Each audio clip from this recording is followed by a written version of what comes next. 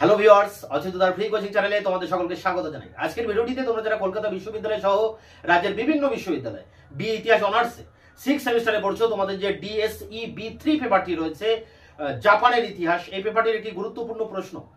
1853 সালে জাপানে কমোডোর পেরির অভিযান, এবং এই কমোডোর পেরির অভিযানের ভিতর দিয়ে জাপানের যে শোগুনতন্ত্রের পতন, এই বিষয়টি নিয়ে বিস্তারিত আলোচনা করব এবং আলোচনা শেষে যে উত্তর, সেই উত্তরটি তোমাদেরকে আমি প্রোভাইড করব। এই প্রসঙ্গে যাওয়ার আগে এটা বলবো যে এই পেপারটির যে সিলেবাস এবং তোমাদের আরো বাকি যে অন্যান্য পেপারগুলো রয়েছে, যেমন সিসি 13 বা সিসি 14, এই পেপারগুলির সিলেবাস, সাজেশন, শর্ট কোশ্চেন নিয়ে আমি কিন্তু বিস্তারিত আলোচনা সহ একের পর এক ভিডিও আমার চ্যানেলে আমি আপলোড করেছি। এছাড়া সিসি 13 পেপারটির যে টিকা প্রশ্নগুলো তোমাদের এবার 2024 সালের জন্য ইম্পর্টেন্ট রয়েছে, তার প্রতিটি প্রশ্নের উত্তর আমার ইতিমধ্যে ভিডিও ক্লাসের মাধ্যমে তার দেওয়া হয়ে গেছে। তার লিঙ্ক দেওয়া থাকবে এই ভিডিও ডেসক্রিপশন বক্সে, তোমরা ভিডিওগুলি অবশ্যই দেখে নেবে। আমার এই অচিন্তদার ফ্রি কোচিং চ্যানেলটি তোমাদের জন্য ভীষণ একটি গুরুত্বপূর্ণ চ্যানেল, তাই তোমরা তো সাবস্ক্রাইব করবে, তোমরা বন্ধুদের কাছে শেয়ার করবে, তোমাদের মতামত নিচে কমেন্ট সেকশনে কমেন্ট করে জানাবে এবং ভিডিওগুলি ভালো লাগলে অবশ্যই একটি লাইক করবে। তো চলো শুরু করা যাক। আজকের ক্লাসের মূল বিষয় কি একটু দেখে নিই আমরা। দেখো, CU BA history honours 6 semester DSC B3 প্রশ্নটি হচ্ছে 1853 খ্রিস্টাব্দে জাপানে কমোডোর পেরির অভিযান। কমোডোর পেরি একজন অফিসার ছিলেন, নৌ অফিসার। তিনি জাপানে আসেন 1853 সালে। এই ঘটনাটি নিয়েই হচ্ছে আমাদের প্রশ্ন, এবং এই ঘটনার সাথে সাথে জাপানে যে শোগুনতন্ত্র ছিল, সেই শোগুনতন্ত্রের পতনটি কিভাবে ঘটেছিল সেটিও কিন্তু এর সাথে রিলেটেড একটি বিষয়। এই দুটি বিষয়কে পাশাপাশি রেখেই আমাদের আলোচনা করতে হবে। দেখো, অষ্টাদশ শতকের শেষ এবং ঊনবিংশ শতকের প্রথমার্ধ, তার মানেই 1850 থেকে 53, এই সময়টার কথা বলা হচ্ছে। এই সময় পাশ্চাত্য শক্তিবর্গের কাছে একটাই তাদের আবেদন ছিল যে জাপানকে উন্মুক্ত করতে হবে, বহির্বিশ্বের কাছে জাপানকে উন্মুক্ত করতে হবে, বাণিজ্যের ক্ষেত্রে তাকে উন্মুক্ত করতে হবে, যাতে পাশ্চাত্য শক্তিগুলি জাপানে গিয়ে বাণিজ্য করতে পারে। তো এইটা ছিল পাশ্চাত্য শক্তিবর্গের একটা মানে একটা প্রচেষ্টা, জাপানকে কিভাবে উন্মুক্ত করা যায়। ঠিক এই সময়ে জাপান কিন্তু উন্মুক্ত হচ্ছে। কিভাবে হচ্ছে দেখে নাও। পেইসন জেট্রিড বলে একজন ঐতিহাসিক, তিনি একটা গ্রন্থ লিখছেন, diplomat relation between the United state and Japan volume 2। এই গ্রন্থ থেকে জানা যাচ্ছে, বা এই গ্রন্থে তিনি বলছেন যে 1852 খ্রিস্টাব্দে মার্কিন বিদেশ দপ্তর নৌবাহিনীর একজন উচ্চপদস্থ কর্মচারী এবং কূটনীতিবিদ কমোডোর পেরিকে জাপানে পাঠানোর সিদ্ধান্ত নেন। কেন পাঠানোর সিদ্ধান্ত নেন? দূত হিসাবে, জাপানকে যাতে বাণিজ্যের জন্য উন্মুক্ত করা যায়, আমেরিকার সাথে যাতে জাপান বাণিজ্য করে, সেই উদ্দেশ্যে এই কমোডোর পেরিকে জাপানে পাঠানো হচ্ছে। সেটি কবে? 1852 সালে। এবার 1853 জুলাই মাসে কমোডোর পেরি জাহাজ নিয়ে জাপানের ইয়োডো উপসাগরে এসে উপস্থিত হচ্ছেন, এবং সেই সময় জাপানের যে রাজদরবার, সেই রাজদরবার থেকে দুজন উচ্চপদস্থ কর্মচারী কমোডোর পেরির কাছ থেকে একটি চিঠি নেন শোগুন যে শাসক, তার তরফ থেকে। এবং সেই চিঠিতে আমেরিকা বা মার্কিন যুক্তরাষ্ট্র মূলত 3টি দাবি করেছিল। 3টি দাবি। প্রথম দাবি যে জাপানের সাথে আমেরিকার একটা বাণিজ্যিক সম্পর্ক স্থাপন হবে, এবং পণ্য আদান প্রদান এবং ক্রয় বিক্রয়ের মাধ্যমে একটা মৈত্রীর সম্পর্ক তৈরি করতে হবে। 2 নম্বর শর্তটি কি না, জাপানে যেসব মার্কিন নাগরিকরা আসবেন বা জাপানে যেসব মার্কিন নাবিকরা আসবেন বা বণিকরা আসবেন, তাদের নিরাপত্তা দিতে হবে। আর 3 নম্বরটি কি? 3 নম্বরটি হচ্ছে জাপানে আগত যেসব জাহাজ, মার্কিন যুক্তরাষ্ট্রের যেসব জাহাজ আসবে, যদি তারা দুর্ঘটনায় পড়ে বা তাদের জাহাজের যে জ্বালানি এরকম ইত্যাদি সবকিছু কিন্তু এই জাপান থেকে তারা সংগ্রহ করতে পারবে। তো এই মূলত 3টি দাবি ছিল এই চিঠিতে, এবং এই চিঠি কমোডোর পেরি এই দুজন অফিস মানে জাপানের রাজদরবারের 2 কর্মচারীর হাতে দিয়ে তিনি চলে যান, এবং এও বলে যান তিনি খুব দ্রুত এই চিঠির উত্তর নেওয়ার জন্য আবারও কিন্তু ফিরে আসবেন, এবং সাথে এও সতর্ক করে দেন যে এই চিঠির শর্ত যদি জাপান না মানে তবে তার ফল হবে কিন্তু ভয়ঙ্কর। যদিও এখানে ঐতিহাসিক ট্রিট, এই যে পেইসন জেট্রিড, তিনি কিন্তু বলছেন যে এই কমোডোর পেরি পরের আবার যে একটা শক্তিশালী রণতরী নিয়ে ফিরে আসবেন, এই রকম আভাস কিন্তু তিনি দেননি। তা যাই হোক, এই পর্যন্ত একটা পাঠ।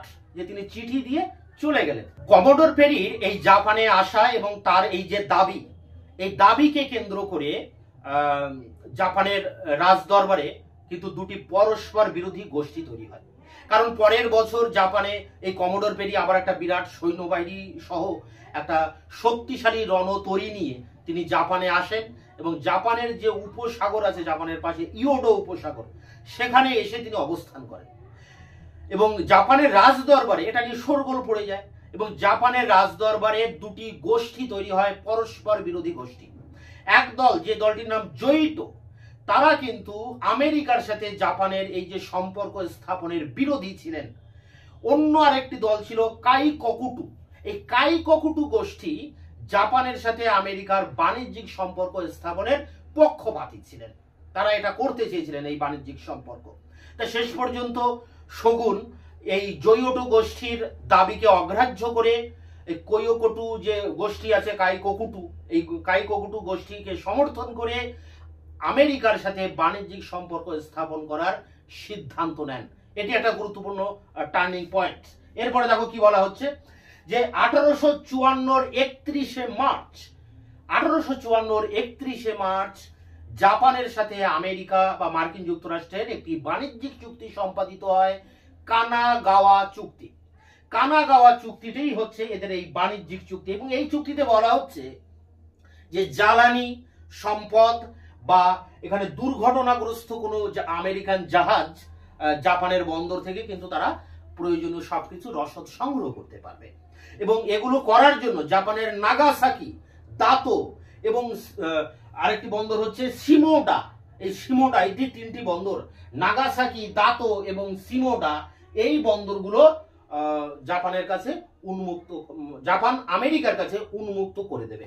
তো এই বিষয়টি এই চুক্তিতে বলা হচ্ছে এবং এও বলা হচ্ছে যে শিমোডাতে একজন মার্কিন কনসাল স্থায়ীভাবে নিযুক্ত হবেন এবং সেখানে তিনি বসবাস করবেন। যদি কোনো আমেরিকান জাহাজ দুর্ঘটনায় পড়ে তাকে সাহায্য করবে জাপানি বন্দর বা জাপান সরকার তাকে সাহায্য করবে এবং আমেরিকাকে মোস্ট ফেভার্ড নেশন, সব থেকে অনুগ্রহ পুষ্ট রাষ্ট্র, মোস্ট ফেভার্ড নেশন হিসেবে তাকে তকমা দেওয়া হবে। এই বিষয়টা কিন্তু চুক্তিতে বলা হচ্ছে। এরপরে দেখো ডব্লিউ.জি. বিসলে, তিনি একটা গ্রন্থ লিখছেন, great Britain and opening of Japan.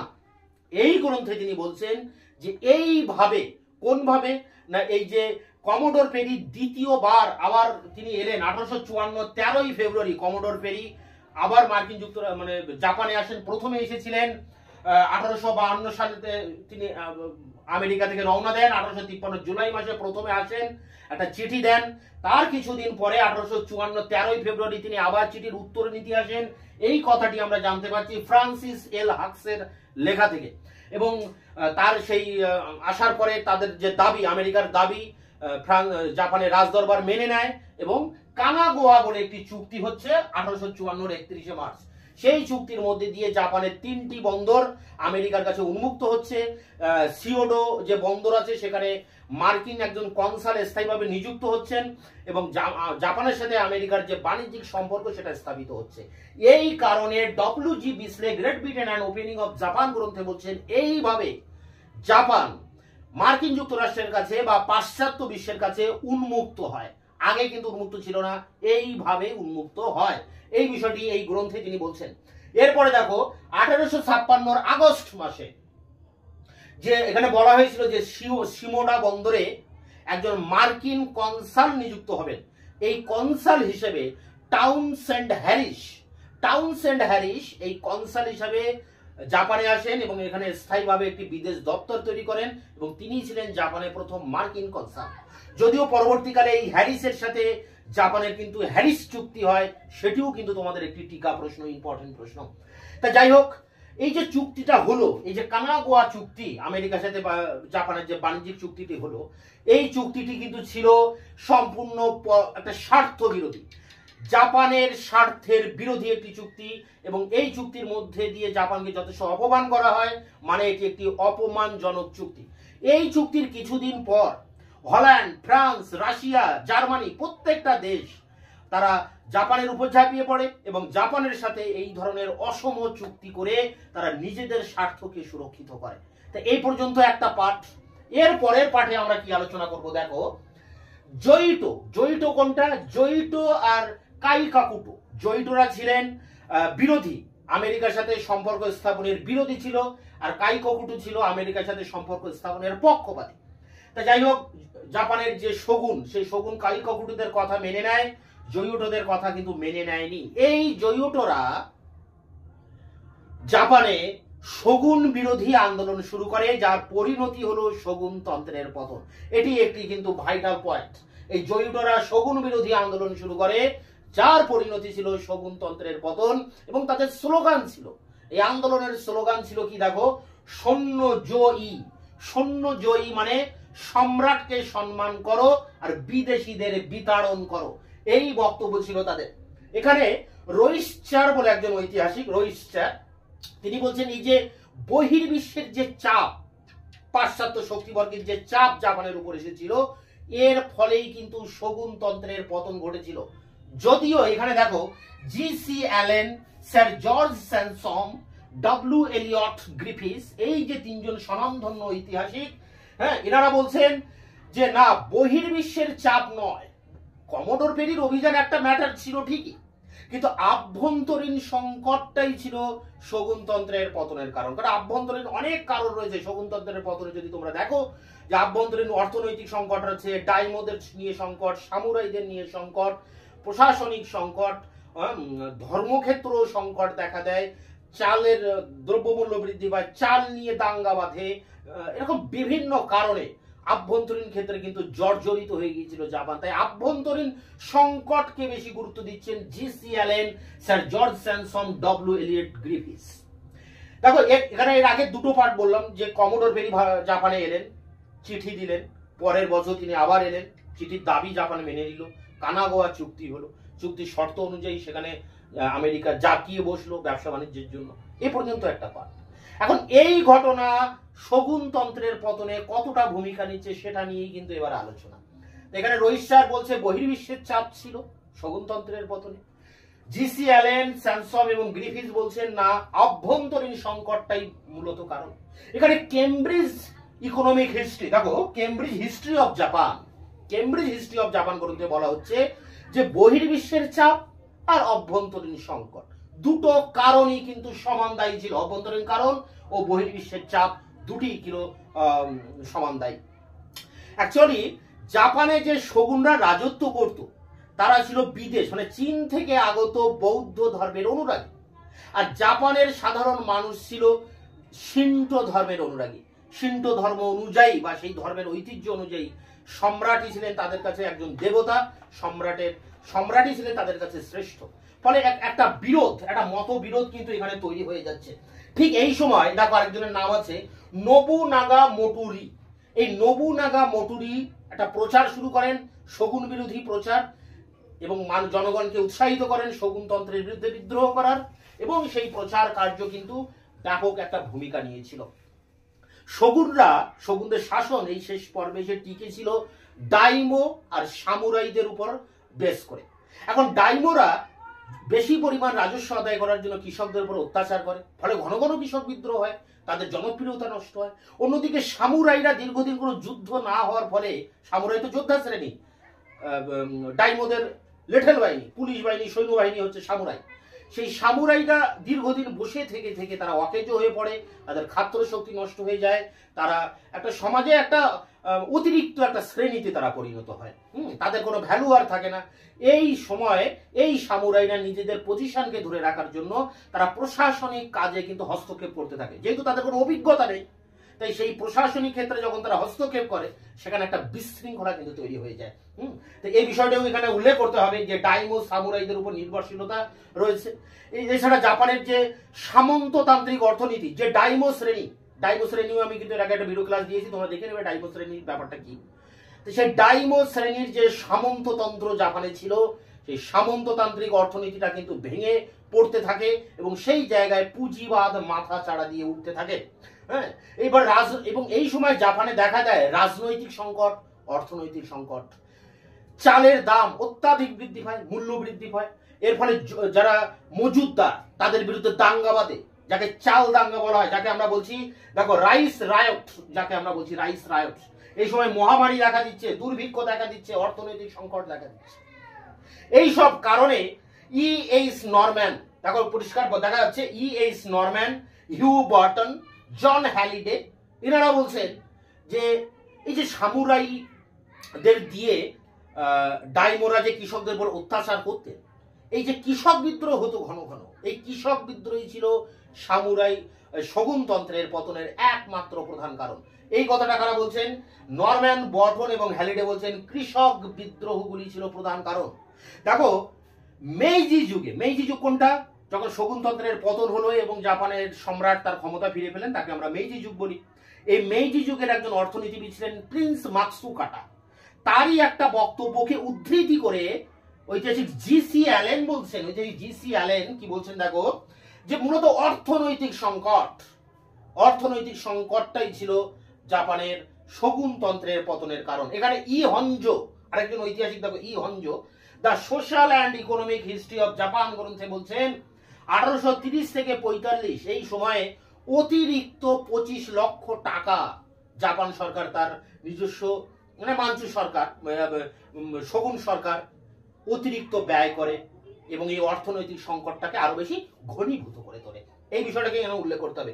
George Samson বলছে যে শগুন, ডাইমো, সামুরাই এবং কৃষক, এদের মধ্যে যেটা সূক্ষ্ম ভারসাম্য ছিল, সেই ভারসাম্যটা কিন্তু নষ্ট হয়ে যাচ্ছে বা নষ্ট হয়ে পড়েছিল।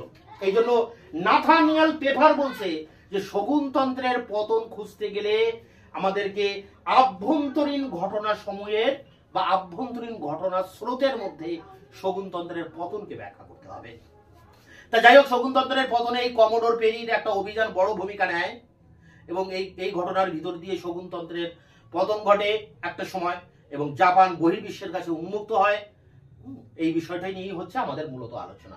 তাহলে দেখো আরেকটা বার যদি আমি শর্টকাটে বলি, যদি দু কথায় বলতে হয়, তা এই দাঁড়াবে যে মার্কিন বিদেশ দপ্তর 1852 নাগাদ কমোডোর পেরি বলে একজন উচ্চপদস্থ সামরিক কর্মচারী তাকে জাপানে পাঠায় জাপানের সাথে একটা বাণিজ্যিক চুক্তি করার জন্য, এবং তিনি আসেন ইয়োডো উপসাগরে, একটা চিঠি দিয়ে তিনি চলে যান। পরের বছর আবার আসেন এবং তার এই দাবি জাপান সরকার মেনে নেয়, মানে জাপানের শগুনতন্ত্র মেনে নেয় এবং আমেরিকার সাথে কানাগোয়া চুক্তি হয়। এই চুক্তির মধ্য দিয়ে আমেরিকা সেখানে ব্যবসা বাণিজ্য করার, একজন কনসাল নিয়োগ করার, যুদ্ধের মানে জাহাজগুলি রসদ সংগ্রহ করার নানা রকম অধিকার পায় এবং সব থেকে গুরুত্বপূর্ণ রাষ্ট্রের মর্যাদা পায়।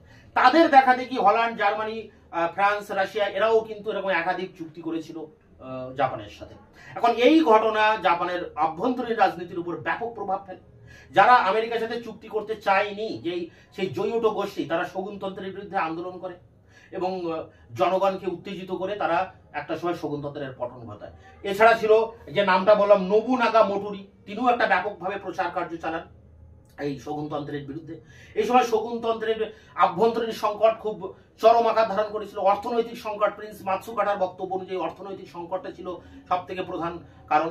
মহামারী, দুর্ভিক্ষের কারণে চাষবাস ঠিকঠাক হতো না। এছাড়া যে অতিরিক্ত ব্যয়, এই সময় একে তো অর্থনৈতিক সংকট, তারপরে আবার মাঞ্চু শগুন সরকার তারা কিন্তু অতিরিক্ত ব্যয়ও কিন্তু এই সময় করেছিলেন বিভিন্ন পারপাস। তাহলে প্রশাসনিক ব্যয় এই সময় বৃদ্ধি পাচ্ছে, আবার এদিকে ঘন ঘন কৃষক বিদ্রোহ হচ্ছে জমিদারদের বিরুদ্ধে। তো এইসব নানা কারণে যখন জর্জরিত, ঠিক সেই সময় এই শগুন তন্ত্রের পতনের উপরে একটা মারাত্মক চাপ সৃষ্টি করে এই কমোডোর পেরির অভিযান। তো এই নোটসটা নিয়ে আমরা এবার অন স্ক্রিনে আলোচনা করব। এটি যে 250 ওয়ার্ডে 5 নম্বরের টিকার জন্য তোমাদের ভেরি ভেরি ইম্পর্টেন্ট প্রশ্ন। এই প্রশ্ন পরীক্ষা আসবেই বলা যায়। যদি বলে শগুনতন্ত্রের পতনের জন্য কমোডোর পেরি কতটা দায়ী, এই উত্তর হবে। যদি বলে শুধুই যদি বলে কমোডোর পেরির অভিযান, তার যে গুরুত্ব সেটা কি লেখো, বা 1853 সালের গুরুত্ব কি জাপানের ইতিহাসে, সবকিছুর মূলে এই একটাই উত্তর। সেই উত্তরটি নিয়ে আমরা এবার অন স্ক্রিনে আলোচনা করব। BA history honours 6 semester DSC B3 প্রশ্নটি হচ্ছে 1853 খ্রিস্টাব্দে জাপানে কমোডোর পেরির অভিযান, বা অথবা দিয়ে আসতে পারে জাপান কিভাবে পাশ্চাত্য সভ্যতার কাছে উন্মুক্ত হয়েছিল। প্রশ্নমান 5, উত্তরটি এইভাবে লিখবে। অষ্টাদশ শতকের শেষ দশক এবং ঊনবিংশ শতকের প্রথমার্ধে পশ্চিমী শক্তির একান্ত প্রার্থনা ছিল সমগ্র জাপান বৈদেশিক বাণিজ্যের জন্য উন্মুক্ত হোক। পেসন যে ট্রিট তার diplomats relation between the United state and Japan volume 2 গ্রন্থে বলেছেন 1852 খ্রিস্টাব্দে মার্কিন বিদেশ দপ্তর নৌবিভাগের উচ্চপদস্থ কর্মচারী ও কূটনীতিবিদ কমোডোর পেরিকে জাপানে পাঠানোর সিদ্ধান্ত গ্রহণ করে। 1853 জুলাই মাসে পেরি জাপানের ইয়োডো উপসাগরে এসে পৌঁছান। দুজন উচ্চপদস্থ জাপানি কর্মচারী পেরির কাছ থেকে একটি চিঠি শগুন সরকারের পক্ষ থেকে গ্রহণ করেন। পেরি জানিয়ে দেন তিনি এই চিঠির উত্তর নেওয়ার জন্য কিছুদিনের মধ্যে আবার আসবেন। পেরি বুঝিয়ে দেন জাপান চিঠির শর্তগুলি স্বীকার না করলে পরিণাম হবে মারাত্মক। যদিও ট্রিট বলেছেন পেরি নাকি জাপানিদের কোনো তথ্যই দেননি যে পরের বছরই আরও শক্তিশালী রণতরী নিয়ে ফিরে আসবেন। এর পরের প্যারায় দেখো কি বলা হচ্ছে। পেরির আনা চিঠিতে মার্কিনরা 3টি দাবি করেছিলেন। 1, মার্কিন যুক্তরাষ্ট্রের সঙ্গে জাপানের বাণিজ্যিক মৈত্রী স্থাপন। 2, এবং পণ্য বিনিময় বিক্রয়ের মাধ্যমে বাণিজ্যিক সম্পর্ক স্থাপন। 2, আমেরিকার নাবিক ও তাদের সম্পত্তি নিরাপত্তার নিশ্চয়তা। 3, মার্কিন যুক্তরাষ্ট্রের বাণিজ্যিক জাহাজের জাপানের উপকণ্ঠের বন্দরে জ্বালানি গ্রহণের অধিকার। বিদেশিদের সঙ্গে সম্বন্ধ স্থাপনকে কেন্দ্র করে জাপানের রাজনীতিতে দুটি পরস্পর বিরোধী গোষ্ঠীর উদ্ভব হয়। এখানে 1 নম্বর দেখো জয়িটো, যারা বৈদেশিক রাষ্ট্রের সঙ্গে সম্পর্ক স্থাপনের বিরোধী। 2, কাইকোকুটু, যারা বৈদেশিক দের সাথে সম্পর্ক স্থাপনের পক্ষে ছিলেন। শেষ পর্যন্ত শগুন জয়িটো গোষ্ঠীর মতামত অগ্রাহ্য করে আমেরিকার সঙ্গে সম্পর্ক স্থাপনের পক্ষে মত দেন। ফ্রান্সিস এল হাক্স বলেছেন 1854 13 ফেব্রুয়ারি পেরি পুনরায় ইয়োডোতে আসেন। প্যারা করে 1854 31 মার্চ মার্কিন যুক্তরাষ্ট্রের সঙ্গে জাপানের কানাগাওয়া চুক্তি স্বাক্ষরিত হয়। এই চুক্তির শর্ত অনুযায়ী ঠিক হয় 1 নম্বর জ্বালানি রসদ সংগ্রহ এবং জাহাজ মেরামতির জন্য মার্কিনীদের কাছে নাগাসাকি, দাতে, শিমোডা বন্দরগুলি উন্মুক্ত করা হবে। 2, শিমোডোতে একজন মার্কিন কনসাল স্থায়ীভাবে বসবাসের অধিকার লাভ করেন। 3, দুর্ঘটনাগ্রস্ত আমেরিকান জাহাজের নাবিকদের আশ্রয় ও সাহায্যের প্রতিশ্রুতি দেওয়া হয়। 4, মার্কিন যুক্তরাষ্ট্রের জাপানের কাছে মোস্ট ফেভার্ড নেশন হিসেবে স্বীকৃতি পায়। W.G. বিসলে তার great Britain and opening of Japan গ্রন্থে বলেছেন এরপর থেকে জাপান বহির্জগতের কাছে উন্মুক্ত হতে শুরু করে। 1856 খ্রিস্টাব্দের আগস্ট থেকে জাপানে মার্কিন কনসাল হিসেবে কার্যভার গ্রহণ করেন টাউনসেন্ড হ্যারিস। এর শর্তগুলি বিশ্লেষণ করলে স্পষ্টই বোঝা যায় এই চুক্তি জাপানের স্বার্থের পরিপন্থী ছিল। যথেষ্ট অপমানজনক এই সন্ধির 3 মাসের মধ্যে হল্যান্ড, গ্রেট ব্রিটেন, ফ্রান্স ও রাশিয়া জাপানের সঙ্গে একই রকম চুক্তি স্বাক্ষর করেছিল। পরের প্যারা, যারা বৈদেশিক রাষ্ট্রসমূহের সঙ্গে জাপানের সম্পর্ক স্থাপনের বিরুদ্ধে ছিলেন তারা শগুন বিরোধী আন্দোলন শুরু করেন, যা শগুনতন্ত্রের পতনকে সুনিশ্চিত করেছিল। এদের মূল স্লোগান ছিল সৈন্য জয়ী ও, অর্থাৎ সম্রাটকে শ্রদ্ধা করো, বিদেশিদের বিতাড়ন করো। রোহিস্টারের মতে বহির্বিশ্বের চাপই শগুনতন্ত্রের পতনের অন্যতম প্রধান কারণ। তিনি মনে করেন এর পিছনে যদি অর্থনৈতিক সংকট দায়ী হতো তাহলে অষ্টাদশ থেকে জাপানের অর্থনৈতিক অবস্থা ছিল শোচনীয়। বহির্বিশ্বের কাছে জাপানের আবরণ উন্মোচনের ক্ষেত্রে 1853 খ্রিস্টাব্দের পেরির অভিযান গুরুত্বপূর্ণ হলেও G C. Allen, sir George Sansom, W. Elliot Griffis প্রমুখ বেশিরভাগ ঐতিহাসিক কিন্তু শগুনতন্ত্রের পতনের জন্য আভ্যন্তরীণ কারীকে দায়ী করেছেন। পরের প্যারাটি শেষ প্যারা। শগুনতন্ত্রের পতন প্রসঙ্গে কেমব্রিজ হিস্ট্রি অব জাপান গ্রন্থে বলা হয়েছে অভ্যন্তরীণ কারণ ও বহির্বিশ্বের চাপ মিলিতভাবে শগুনতন্ত্রের পতন ঘটায়। শগুন শাসকরা চীন থেকে আগত বৌদ্ধ ধর্মের প্রতি আসক্ত থাকলেও জাপানের মানুষ আকৃষ্ট ছিল তাদের নিজস্ব শিন্টো ধর্মের প্রতি, যেখানে সম্রাটকে প্রকৃত শাসকের মর্যাদা দেওয়া হয়েছে। এই অবস্থায় অষ্টাদশ শতকে নোবুনাগা মোটুরির প্রচার কার্য সাধারণ মানুষের মধ্যে শগুন বিরোধী মনোভাবকে আরও বাড়িয়ে তোলে। পাশাপাশি শগুনরা ডাইমিও ও সামুরাইদের উপর ক্রমশ নির্ভরশীল হয়ে পড়েন এবং ডাইমিওরা কর আদায়ের নামে জঘন্য অত্যাচার চালাতে শুরু করেন। দীর্ঘদিন যুদ্ধে অংশ না নেবার ফলে সামুরাইদের গুরুত্ব অস্তিত্ব সমাজে অর্থহীন হয়ে পড়লে তারা প্রশাসনিক দায়িত্ব নিয়ে সামাজিক প্রতিষ্ঠা পেতে আগ্রহী হয়ে উঠেছিল, কিন্তু অভিজ্ঞতা না থাকায় তারা প্রশাসনিক দুর্বলতাকে আরও প্রকট করে তোলে। অন্যদিকে জাপানের সামন্ততান্ত্রিক অর্থনীতিও ভাঙতে শুরু করে এবং রাজনৈতিক অর্থনৈতিক সংকট দেখা দেয়। দুর্ভিক্ষ, মহামারী, পাশাপাশি চালের অভাব, মূল্যবৃদ্ধি দেখা দিলে মজুতদারদের বিরুদ্ধে দাঙ্গা দেখা দেয়, যা জাপানের ইতিহাসে রাইস রায়টস নামে পরিচিত।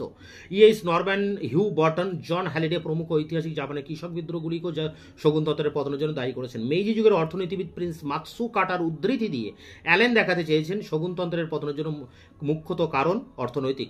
অ্যালেনের মতে অষ্টাদশ শতক নয় 19বিংশ শতকেই জাপান গুরুতর অর্থনৈতিক সংকট এসেছিল এবং এর ফলে শগুনতন্ত্রের পতন প্রক্রিয়া ত্বরান্বিত হয়। ই হঞ্জো তার the social and economic history of Japan গ্রন্থে উল্লেখ করেছেন 1830 থেকে 43 মধ্যে 15 থেকে 25 লক্ষ মুদ্রা ব্যয় বৃদ্ধি পেয়েছিল। জর্জ স্যানসমের মতে 19বিংশ শতকের মাঝামাঝিতে টোকুগাওয়া শগুন ব্যবস্থা ভেঙে পড়ে এবং শগুন, ডাইমিও, সামুরাই, কৃষক, বণিক প্রভৃতি আর্থসামাজিক শ্রেণীগুলি মধ্যে যে সূক্ষ্ম ভারসাম্য বজায় ছিল তা নষ্ট হয়ে যায়।